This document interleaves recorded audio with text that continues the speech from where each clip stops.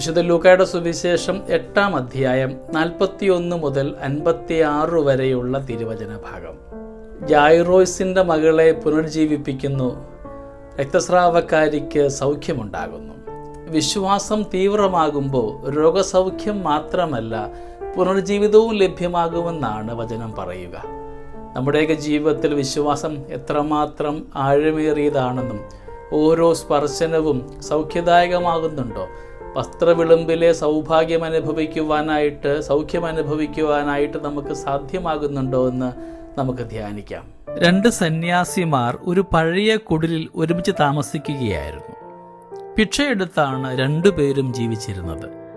ഒരിക്കൽ ഒന്നും ലഭിക്കാതെ തിരികെ വന്ന അവർ കണ്ടത് വീടിൻ്റെ മേൽക്കൂര കാറ്റെടുത്ത് കളഞ്ഞ കാഴ്ചയാണ്. ഒരു സന്യാസി ഇതിനെ ദൈവത്തിൻ്റെ ക്രൂരതയെന്ന് ആക്ഷേപിച്ച് നൈരാശ്യപൂർവ്വം കിടന്നുറങ്ങി. രണ്ടാമനാകട്ടെ ഇങ്ങനെ പറഞ്ഞു: ദൈവമേ, ഞാൻ നിനക്ക് നന്ദി പറയുന്നു.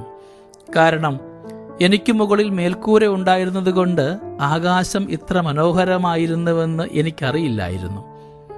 ഞാൻ കിടക്കുന്നത് നോക്കി നക്ഷത്രങ്ങളും ചന്ദ്രനും പുഞ്ചിരി തൂകുന്നത് ഞാൻ കണ്ടിട്ടില്ലായിരുന്നു. ഇത്ര മനോഹരമായ കാഴ്ച നൽകുവാൻ മേൽക്കൂരയെടുത്ത് കളഞ്ഞ കാറ്റിനെ ഓർത്ത് ദൈവമേ, നിനക്ക് ഞാൻ നന്ദി പറയുന്നു. അയാളും ശാന്തമായി കിടന്നുറങ്ങി. എല്ലാ ജീവിത അനുഭവങ്ങളിലും ഈശോ മിശിഹായുടെ സാന്നിധ്യം തിരിച്ചറിയുവാനായിട്ട് സാധ്യമാകുമ്പോഴാണ് നമ്മുടെ ജീവിതം അനുഗ്രഹമായിട്ട് മാറുക. ഈശോയിൽ വിശ്വസിക്കുന്നവർക്ക് ജീവിതത്തിലെ ദുരിതങ്ങളിൽ അത്ഭുതകരമായ അനുഭവങ്ങൾ ഉണ്ടാകുമെന്നാണ് സുവിശേഷം നമ്മളെ ഇന്ന് പഠിപ്പിക്കുക. ഇന്നലെയും ഇന്നും എന്നും ഒരാൾ തന്നെ ആയിരിക്കുന്ന അവിടുന്ന് നമ്മുടെ ജീവിതത്തിലും അനുഗ്രഹങ്ങൾ നൽകുന്നവനാണ്.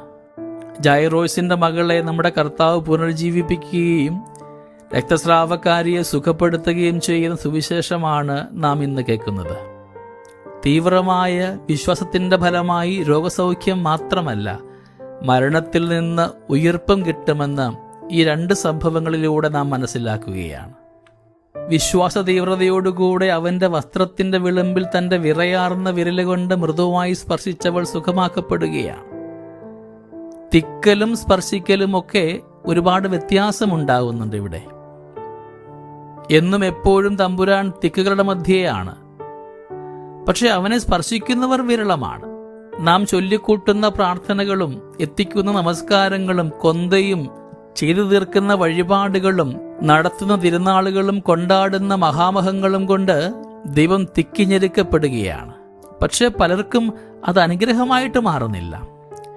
ഈ തിക്കുകളുടെയും കൊണ്ടാടലുകളുടെയും നടുവിൽ നിസ്സഹായതയോടെ പക്ഷേ തീവ്രമായ വിശ്വാസത്തോടുകൂടെ തമ്പുരാനെ സ്പർശിക്കുന്നവരുമുണ്ട്. നമുക്കൊന്ന് ആത്മപരിശോധന നടത്താം. തിക്കിഞ്ഞെരുക്കുന്നവരുടെ കൂടെയാണോ ഞാൻ, അതോ വിശ്വാസ തീവ്രതയോടുകൂടെ അവിടുത്തെ സ്പർശിക്കുന്നവനാണോ? കർത്താവിനെ സ്പർശിച്ചാൽ സുഖമാകുമെന്ന് കരുതുവാൻ രക്തസ്രാവക്കാരിക്ക് എന്ത് ന്യായമാണ് ഉണ്ടായിരുന്നത്? അവൾക്ക് മുമ്പ് ആരെങ്കിലും ഇത്തരമൊരു പ്രവൃത്തി ചെയ്തിട്ടുണ്ടോ? ഇല്ല. എന്നിട്ടും ഇങ്ങനെയൊരു തീരുമാനത്തിൽ അവൾ എത്തുകയാണ്. അനുവാദമില്ലാതെ, ആലോചനയില്ലാതെ ദൈവാനുഗ്രഹത്തിനായിട്ട് സ്വയം വിട്ടു നൽകലാണ് വിശ്വാസം. വിശ്വസിക്കുന്നവർക്ക് എല്ലാം സാധിക്കുമെന്നും കർത്താവിന് അസാധ്യമായി ഒന്നുമില്ലെന്നും അവിടുന്ന് ദയാനിധിയാണെന്നും വിശ്വസിച്ചവളാണ് രക്തസ്രാവക്കാരി. അതുകൊണ്ടാണ് ധീരമായ നടപടിക്ക് ഭയത്തോടെയെങ്കിലും അവൾ മുതിരുക. സ്വത്തും ജീവിതവും വൈദ്യന്മാരുടെ ഇടയിൽ പാഴാക്കി ഒടുവിൽ മഹാവൈദ്യന്റെ തുണിത്തുമ്പിൽ അഭയം പ്രാപിച്ചവളാണ് ഈ രക്തസ്രാവക്കാരി. അശുദ്ധിയിൽ നിന്ന് വിശുദ്ധിയിലേക്ക് വന്ന രക്തസ്രാവക്കാരി പെണ്ണിന് അന്നു മുതൽ പുതിയൊരു മേൽവിലാസമുണ്ടാവുകയാണ്. സമൂഹത്തിന്റെ പുറംപോക്കിലേക്ക് വലിച്ചെറിയപ്പെടുന്നവരെയൊക്കെ തെരുവിൽ നിന്നെടുത്ത് മാറോടണയ്ക്കുന്ന ജീവിതശൈലിക്ക് ഉടമയാണ് ക്രിസ്തു. അശുദ്ധയെന്ന് മുദ്രകുത്തപ്പെട്ട് വലിച്ചെറിയപ്പെട്ട അവളെ വീണ്ടും ഈശോ നാടിൻ്റെ മുഖ്യധാരയിലേക്ക് കൈപിടിച്ച് നടത്തുകയായിരുന്നു. ഏറ്റവും ഒടുവിലത്തതിന് പോലും ഒന്നാമത്തതിൻ്റെ സ്ഥാനം നൽകി ആദരിക്കുന്ന ക്രിസ്തുശൈലി നമുക്കിന്ന് നഷ്ടമാകുന്നുണ്ടോ? അറിവിൻ്റെ നിറവുകളിൽ പോലും അജ്ഞത കടന്നു വരാമെന്ന് ഇന്ന് ഈശോ നമ്മളെ ഓർമ്മിപ്പിക്കുന്നുണ്ട്.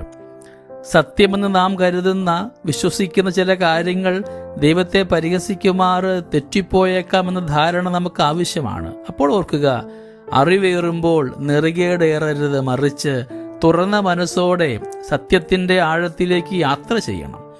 അറിവുകൾ വഴിതെറ്റിക്കുന്ന ജീവിതശൈലിയിലേക്ക് നമ്മെ നയിക്കരുത്, മറിച്ച് വിശുദ്ധമായ സത്യമായ ക്രിസ്തുവിലേക്ക് നമ്മെ നയിക്കണം. നിത്യവെളിച്ചമായ അവനാണ് യഥാർത്ഥമായ സത്യം. സ്നേഹമുള്ളവരെ, നമ്മുടെയൊക്കെ ജീവിത മേഖലയിൽ ക്രിസ്തീയ സാന്നിധ്യമെന്നും ഉണ്ടാകപ്പെടുവാനായിട്ടും എല്ലായ്പ്പോഴും ക്രിസ്തീയ ദർശനം അനുഗ്രഹമാകുവാൻ നമ്മളെ ഓരോരുത്തരെയും യോഗ്യരാക്കണമേ എന്ന് ഇന്ന് പ്രാർത്ഥിക്കുകയും ചെയ്യും. വിശ്വാസത്തിൽ ആഴപ്പെട്ടുകൊണ്ട് ജീവിക്കുവാനായിട്ട് നമുക്ക് തീരുമാനമെടുക്കാം. സൗഖ്യദായകനായ ഈശോയെ, ഞങ്ങളുടെയൊക്കെ ജീവിതത്തിലെ എല്ലാ സമസ്യകളെയും അനുഗ്രഹമാക്കുവാൻ, എല്ലാ നൊമ്പരങ്ങളെയും വിശുദ്ധമാക്കുവാൻ നിന്റെ വിശുദ്ധീകരിക്കപ്പെട്ട സ്പർശനം നമ്മുടെയൊക്കെ കൂടെ എന്നും ഉണ്ടാവട്ടെ എന്ന് നമുക്ക് പ്രാർത്ഥിക്കാം. ദൈവം നമ്മളെല്ലാവരെയും സമൃദ്ധമായി അനുഗ്രഹിക്കട്ടെ. നമ്മുടെ കർത്താവ് ഈശോ മിശിഹായുടെ കൃപയും പിതാവായ ദൈവത്തിൻ്റെ സ്നേഹവും പരിശുദ്ധാത്മാവിൻ്റെ സഹവാസവും നമ്മുടെ കൂടെ എന്നും ഉണ്ടായിരിക്കട്ടെ, ഇപ്പോഴും എപ്പോഴും എന്നേക്കും. ആമേൻ.